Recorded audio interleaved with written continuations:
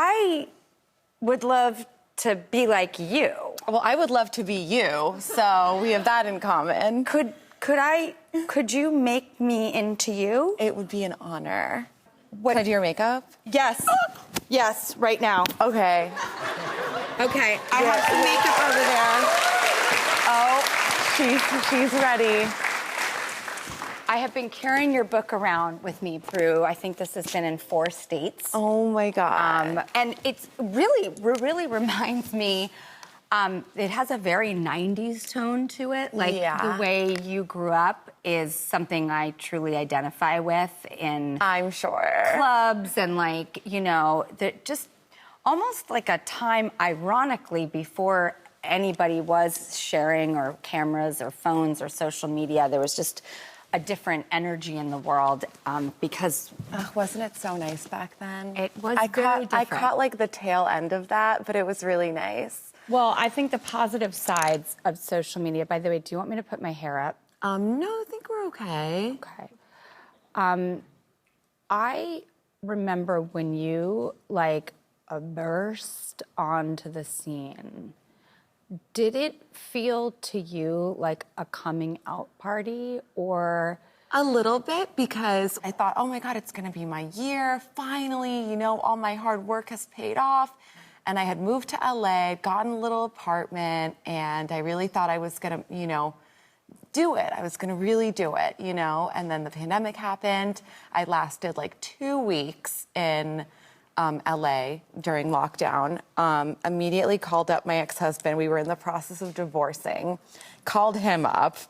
I love a pandemic and a divorce at the same time. It's just... Well, then I got pregnant. And, okay, good. Like a month later. And so my LA actor dreams were kind of shattered. And then obviously the relationship didn't work out.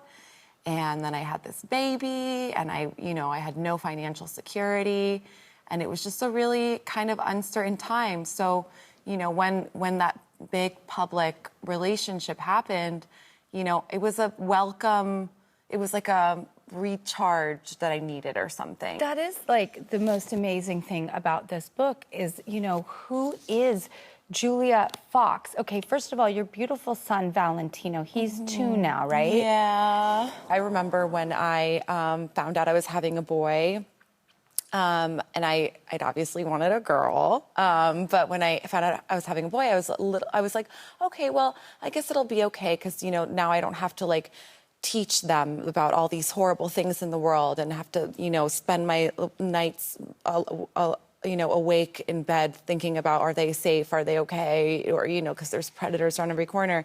And I thought having a boy would be easier, but actually I think that's the mistake that a lot of parents make, because you do have to teach your boys not to become those predators. Yeah, so now I'm reshifting my mindset, because, yeah, but I can't even imagine being a girl mom. I think I just have so much anxiety knowing what I went through.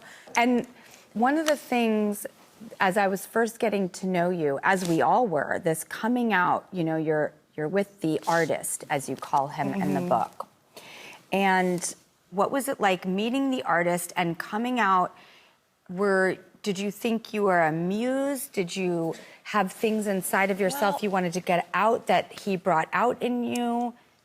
I think, well, when I first met him, I literally thought nobody would ever hear about it, because a lot of the time you date these celebrities, but they, you know, they're very hush-hush, and they, you know, they're like, don't post a picture in my bathroom, you know, like it's very like that. So I kind of just thought it would be like a secret, you know. So when, you know, it suddenly got mysteriously leaked, it wasn't me. I just really was not expecting that at all.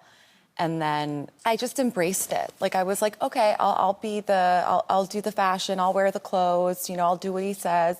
And I only could do it for so long, because ultimately I think he needed a full-time person, and I just couldn't be full-time. I had my son, and then he'd want to talk on the phone a lot, and like I'd have to, you know, change diapers, and so I like bought a pair of AirPods so that I could like keep it in while I was like doing mom stuff. Like it was so overwhelming, you know, and so unsustainable. And I think I just realized very quickly it just wasn't going to be sustainable because ultimately I cannot put anybody else first. My son has to be first. It just became too much. Like I didn't sign up to have 2 babies, you know.